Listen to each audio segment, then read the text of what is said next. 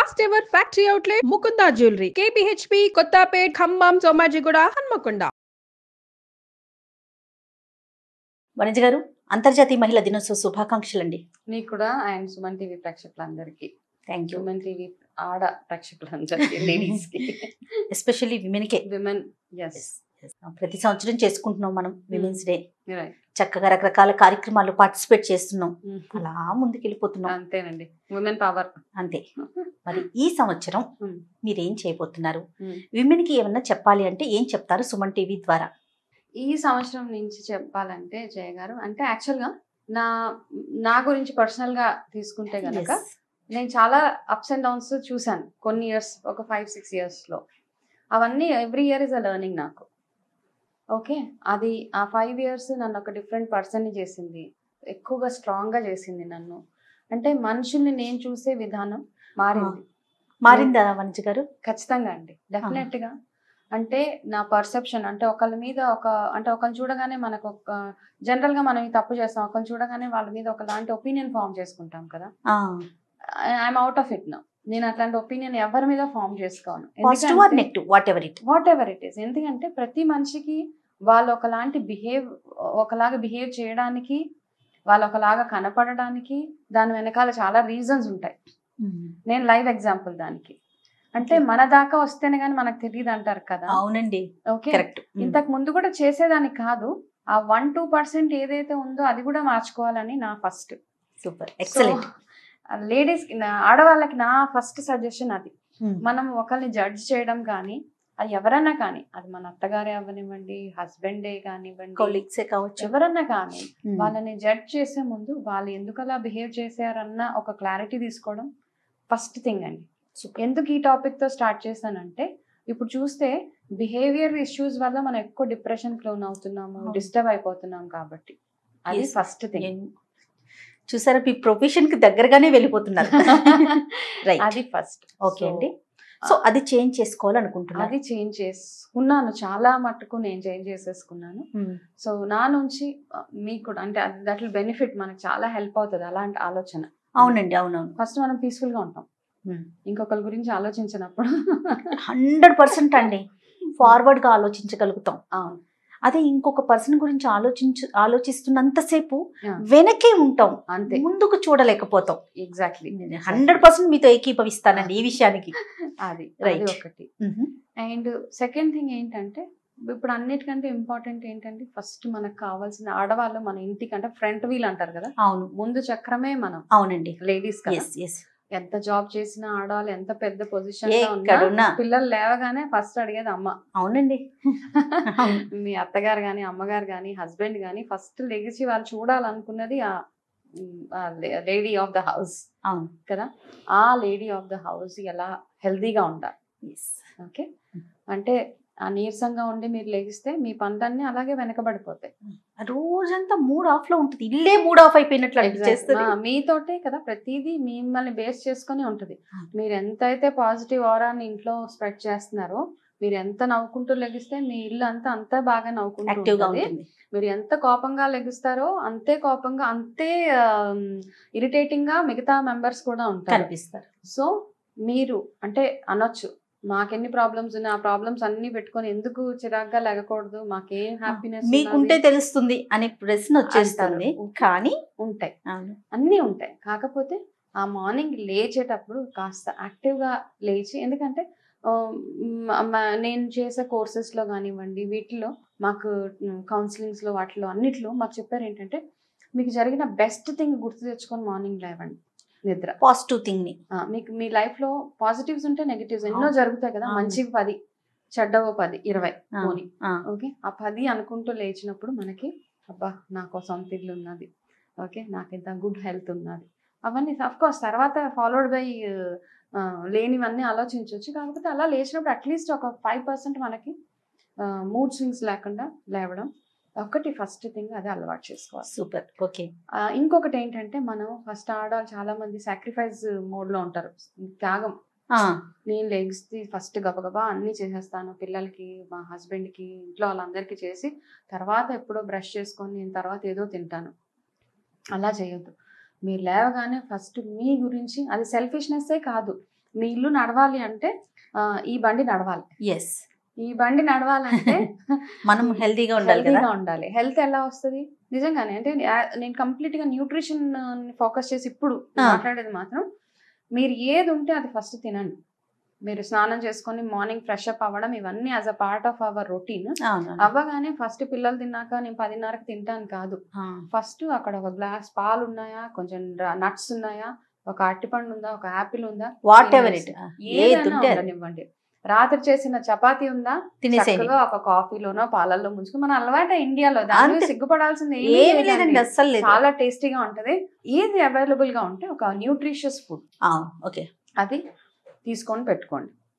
మీ family అంతా హెల్దీగా ఉండాలి, వాళ్ళు హ్యాపీగా హెల్దీగా ఉండాలి అంటే మీ ఇంట్లో as a mother, as a lady ఇంట్లో అన్నెసెసరీ జంక్ ఫుడ్స్ తెచ్చి ఫిల్అప్ చేయకండి. Next point super. ఓకే, ఆకలి వేసినప్పుడు వాళ్ళకి తినడానికి ఒక న్యూట్రిషియస్ ఫుడ్ మాత్రమే దొరకాలి. ఒక ఫ్రూటో, ఒక నట్టో, లేకపోతే అమ్మ చేసిన సున్నుండో, అమ్మ చేసిన పల్లి పట్టీలో అలాంటివే దొరకాలి తప్పిస్తే జంక్ ఫుడ్ దొరకదు. కూల్ డ్రింక్స్ లేకుండా ఫస్ట్ తీసేసుకోండి. ఇయర్ నుంచి మీరు చేయాల్సిందే. అంటే విమెన్స్ డే అంటే విమెన్ పవర్. ఆడవాళ్ళు ఏమేమి చేయగలుగుతారు, మీరు ఎంత పాజిటివ్నెస్ స్ప్రెడ్ చేయగలుగుతారు, మీ ఇంటిని ఎంత హెల్దీగా ఉంచగలుగుతారు, మీరు ఎంత బాగా మిగతావన్నీ మేనేజ్ చేసుకోగలుగుతారు అంటే మల్టీ టాస్కింగ్ చేసేది ఆడవాళ్ళు ఒకళ్ళే కదా. అవునండి. సో ఇది ఒక నెక్స్ట్ మీ ఇంటిల్లి పాది హెల్దీగా ఉండాలంటే మీరు చేయాల్సింది first no to junk foods అనమాట. రైట్. ఓకే, అలా చేసి దాని తర్వాత మీరు ఏదైతే మనకు ఉంటుంది అనమాట ఆఫీస్ స్ట్రెస్ మేనేజ్మెంట్లు ఇవన్నీ ఉంటాయి. ఓకే, మీరు ఎంత అంటే చాలా మంది ఒక ఫీలింగ్ ఉంటుంది, నేను ఇంతసేపు జాబ్ చేస్తేనే నన్ను రికగ్నైజ్ చేస్తారు, ఒకలాంటి ఇన్సెక్యూరిటీ ఫీలింగ్ లో ఉంటారు ఆఫీసెస్ లో వర్క్ చేసే ఆడవాళ్ళు కదా. అమ్మో నేను 9 o'clock వచ్చి 6 o'clock వెళ్ళిపోతే నన్ను ఏమని అంటారా అన్న ఒక ఫీలింగ్ కూడా ఉంటది. ఓకే, నేను యాక్చువల్ గా నేను కార్పొరేట్స్ లో జాబ్ చేసేటప్పుడు అట్లాంటివి చూసేదాన్ని. ఓకే, కాకపోతే నేను 9:30కి వెళ్ళి 6:30కి వాటిమే బయటకు వచ్చేసేదాన్ని. ఓకే, ఎవరైనా ఏమన్నా అనుకో నాకు అనవసరం, ఎందుకంటే ఇక్కడ నా ఫ్యామిలీ ఇంపార్టెంట్, నా టైం నాకు ఇంపార్టెంట్. అట్లా అని పని వదిలే సమస్య లేదండి. దాంట్లో క్వాలిటీ చూపించగల క్వాలిటీ వర్క్. అనవసరంగా అన్నెసెసరీ గాసిప్స్, అన్నెసెసరీ స్ట్రెస్, వేరే వాళ్ళ విషయాల్లో తలదూర్చడం చేయకుండా మీకున్న 8.5 hours 9 hours ఎంత ప్రొడక్టివ్ గా యూజ్ చేసుకొని టైంకి ఇంటికి వచ్చేస్తే ఏంటంటే ఎవరో ఏదో అంటారోనో లేకపోతే ఇంకొకటి కాదు, ఎందుకంటే మీ టైం మీకు ఉంటుంది. మీరు హెల్దీగా ఉండడానికి ఆ టైం మీకు అవసరం. తొందరగా ఇంటికి రావడం కూడా అవసరమే. ఎంతసేపు లేట్ గా ఉన్నా మళ్ళీ ఇయర్ అండ్ రాగానే అరే నేను ఇంత స్ట్రెచ్ చేసినా నాకు ఇంతే వచ్చిందని ఒక ఫీలింగ్ లేకుండా మీరు 8-9 hours లో ఎంత పని చేయగలుగుతా అంత చేసి కంటిన్యూస్ కదా ప్రొడక్టివ్ క్వాలిటీ వర్క్ లిమిటెడ్ టైంలో. అసలు ఒక అనాలిసిస్ ప్రకారం చూసుకుంటే ఆఫీసెస్ 9 hours ఉంటుంది కదండి, అందులో 9 hours లో ప్రొడక్టివ్ టైం 3.5-4 hours. మిగతా 4 hours వాళ్ళ మిగతా అన్ని ఉంటాయి, మీటింగ్, డిస్కషన్స్, లంచ్ ఇవన్నీ ఉంటాయి. సో మీకున్న 4-5 hours ఎఫెక్టివ్ గా యూజ్ చేసుకొని ముందుకు వెళ్ళగా ఇంటికి వచ్చేసేయండి. మీ బాడీకి రెస్ట్ కావాలన్నప్పుడు మీరు రెస్ట్ తీసుకోండి. ఓకే, ఫ్రీక్వెంట్ గా చెకప్స్. ఓకే, ఇప్పుడున్న ఇష్యూస్ ఏంటి ఆడవాళ్ళకి వచ్చేవి ఎక్కువగా క్యాన్సర్స్, బ్రెస్ట్ క్యాన్సర్స్, లేకపోతే వాళ్ళకి any gynaec related issues every 6 months ఒకసారి కంప్లీట్ హెల్త్ చెకప్ ఒకటి చాలా చాలా ఇంపార్టెంట్. మీ ఐ చెకప్ ఇంపార్టెంట్. కన్నులో ఏదో ఇరిటేషన్ వస్తుంది కొన్ని రోజులు పైకి చూసుకుందాంలే కాదు, నెగ్లెక్ట్ చేయొద్దు. ఏదైనా లంప్స్ ఉన్నా ఏమున్నా ఫస్ట్ మీరు వెళ్ళి మీ హెల్త్ ఇంపార్టెంట్. మీకు ఎవ్రీ 6 months కి మాస్టర్ హెల్త్ చెకప్ చేయించుకుంటారా, ఏం చేయించుకుంటారో అది చాలా చాలా అవసరం. ఇది మాత్రం ఇగ్నోర్ చేయొద్దు. ఓకే, అన్నిటికంటే ఇంపార్టెంట్ మనకి హెల్త్. ఫ్రీక్వెంట్ గా ఒక రోజు బ్రేక్ తీసుకోవాలి, హాలిడేకి వెళ్ళాలి. మామూలుగా మనకి ఆఫీసెస్కి వెళ్ళినప్పుడు మనకు ఒక రోజు లీవ్ కావాలంటే బాస్ ఫోన్ చేసి నాకు తలనొప్పి వస్తుంది, నాకు ఒంట్లో బాగోలేదు అని చెప్తాము. కాకపోతే నాకు ఈరోజు ఆఫీస్కి వచ్చే మూడ్ లేదు, నేను రానని చెప్పలేము చాలా మంది. అవును కదా, అలా రిసీవ్ చేసుకునే వాళ్ళు కూడా ఉండాలి కదండి. ఉండాలి. సో నేను ఆ ప్రాక్టీస్ అలవాటు చేసుకున్నాను. నాకు మూడ్ లేదు, నేను ఈరోజు నాకు ఆఫీస్కి రావాలని లేదు, నాకు పని చేయాలని లేదు. ఓకే, అట్లాంటివి అలవాటు చేయాలి, ఆ కల్చర్ అలవాటు చేసేయండి మీరు. నిజం చెప్పనండి, మన సుమన్ గారు మన కోసం అందరు ఎంప్లాయీస్ తో అంటారో ఎలా మాట్లాడతారో నాకు తెలియదు, కానీ నాతో మాత్రం చెప్తారు 2 months కి ఒకసారి బయటికి వెళ్ళాలి జయ, కొంచెం రిలాక్స్ అవుతారు. డెఫినెట్ గా వెళ్ళాలి. ఎప్పుడు ఆఫీస్ అయినా ఎప్పుడు వర్క్ అయినా పదే పదే చెప్తూ ఉంటారండి అవును అవును మా boss. Correct, exactly. I appreciate him and I agree with him. ఎందుకంటే అది అవసరం అండి, ఆ బ్రేక్ అవసరం.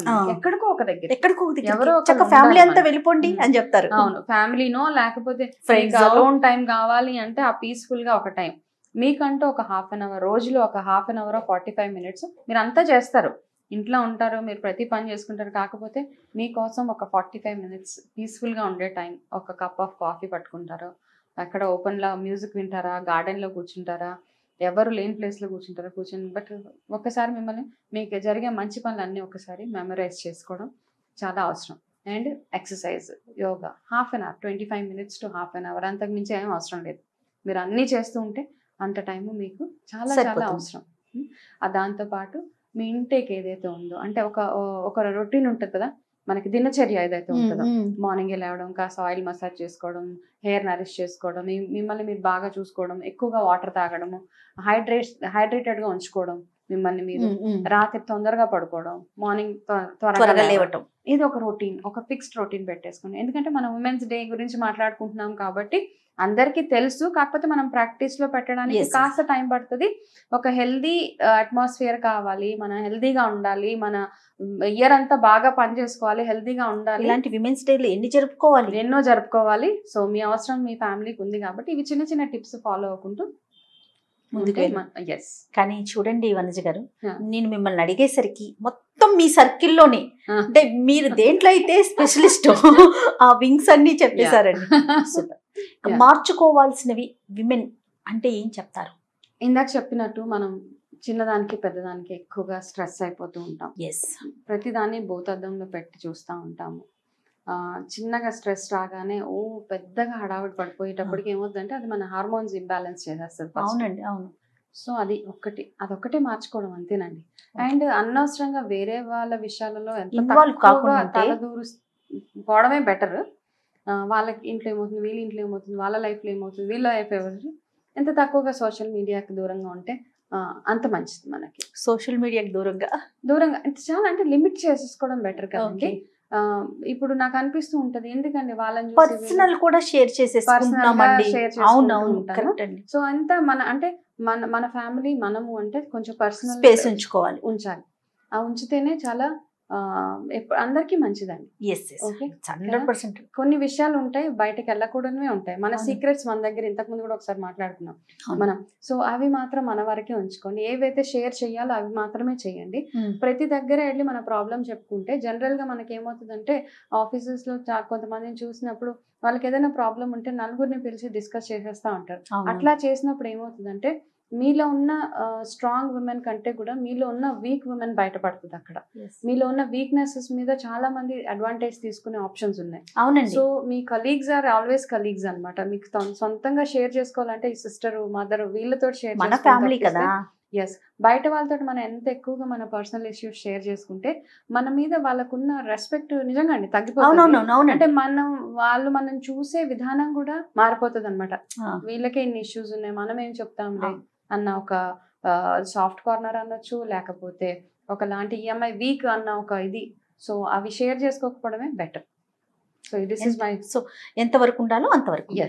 ఓకే, హెల్త్ పరంగా చెప్పారు వనజ గారు. ఇంకా అండి మన సాంప్రదాయం, మన ఇక్కడ ఉంటున్నాం కాబట్టి మనకంటూ కొన్ని సాంప్రదాయాలు ఉన్నాయి. ఇప్పుడు చాలా మంది అవి వదిలేస్తున్నాం కదా.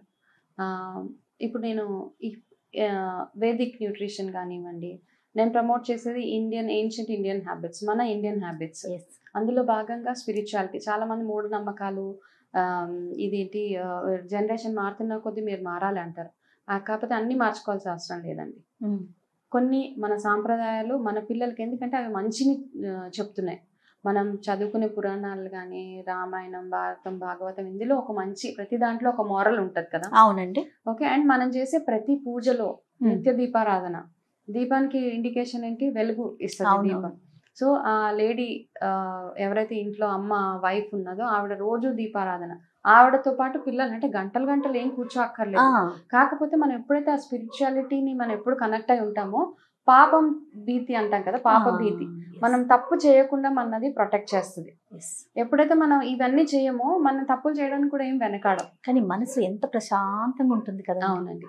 ఆ చిన్న చిన్న స్పిరిచువల్ ప్రాక్టీసెస్ పొద్దున్న లేవగానే నవ్వుకుంటూ లేవడము, మీ ఇల్లు చక్కగా నీట్గా ఉంచుకోవడము. ఇల్లు ఎంత నీట్గా ఉంటే మనకు అంత, అంటే మనం అనుకోవచ్చు కదా ఎక్కడ పడితే అక్కడ, అంటే వాస్తు ప్రకారం ఈ మూల డంప్ చేయొద్దు అని చెప్తారు.